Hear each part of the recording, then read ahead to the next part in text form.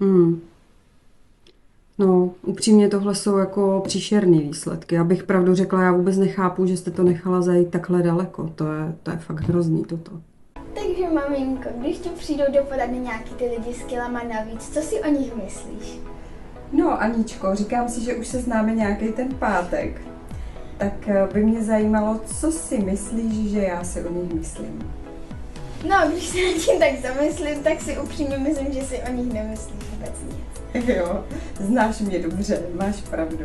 Přátelé, nebojte se, když za mnou přijdete do poradny, tak já si opravdu nemyslím vůbec nic. Nějak nehodnotím to, jak vypadáte, co se stalo, proč se to stalo, jak se to stalo, k čemu se to stalo.